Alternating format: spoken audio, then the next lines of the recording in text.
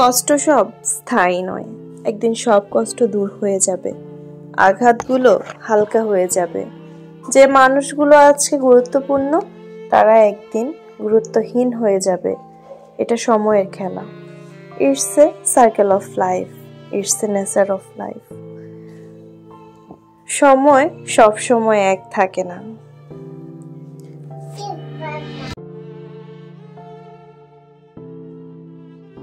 আসসালামু আলাইকুম, welcome to my channel Sabrina's blog BD. যে যেখানে বসে আজকের ব্লগটি দেখা শুরু করেছেন সবাইকে জানাচ্ছি অসংখ্য ধন্যবাদ।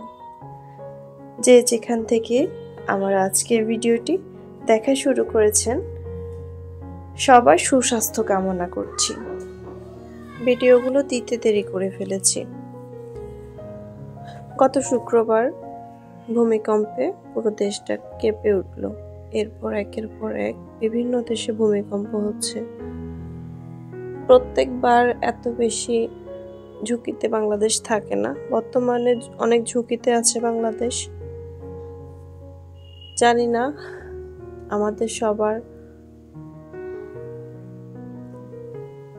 অন্যায় হয়তো বেড়ে গিয়েছে, আমাদের সবার কাজগুলো হয়তো ভালো হচ্ছে না, যার কারণে প্রাকৃতিক দুর্যোগগুলো বেড়েই যাচ্ছে। তো শুক্রবারের ভূমিকম্পে ঢাকায় অনেক বাসা বাড়িতে ফাটল ধরেছে। আমি যাদের ভিডিও দেখি ইউটিউবে, বেশিরভাগ আপুরাই ঢাকাতে থাকেন। জীবনের ডায়েরি আপু বাসায় ফাটল দেখলাম, খুব খারাপ লাগছিল। বাচ্চাদেরকে নিয়ে উনি অনেক টেনশনে আছে, দেখে খুব খারাপ লাগছিল। এছাড়াও আত্মীয় স্বজন অনেকেই আছে যারা ঢাকাতে আছে। আর ঝুঁকির পরিমাণটা তো আর একটা মানুষের জন্য না, অনেকটা ঝুঁকি নিয়ে এসেছে। বিশেষ করে ফাটলগুলো। দিলরুবার হেসেল আপুর ভিডিও সবসময় দেখি, রান্নার ভিডিও অনেক ভালো লাগে। আমি যে টাইমে ভিডিওটা শেয়ার করতে যাচ্ছি এর মাঝেও আপুর একটা ভিডিও শেয়ার করা হয়ে গিয়েছে। কিন্তু আমি শুক্রবারের পরে যে ভিডিওর কথা বলছি, আপু সেদিন আর রেসিপির ভিডিও শেয়ার করতে পারেনি। জানি না আমার কথাগুলো আপু শুনতে পাবেন কিনা, তবে আপনাদের ভিডিওগুলো দেখে আমার খুবই খারাপ লেগেছে।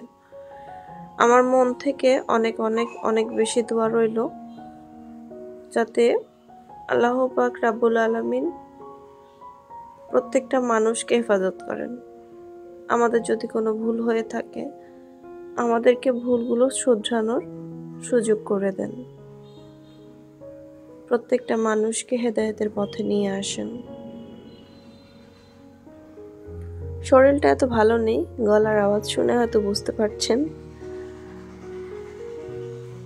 যাই হোক, তবু আমাদের দিন কেটেই যাচ্ছে। প্রতিদিন সকাল হচ্ছে, সকাল থেকে আবার রাত, রাত গড়িয়ে আবার সকাল।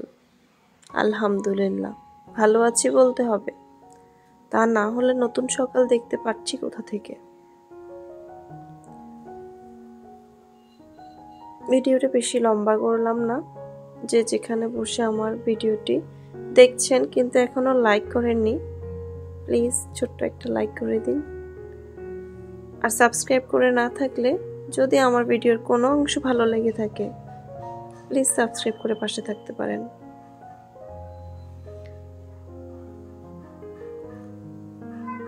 ফিরে আসবো অন্য কোনো দিন, অন্য কোনো নতুন ভিডিও নিয়ে।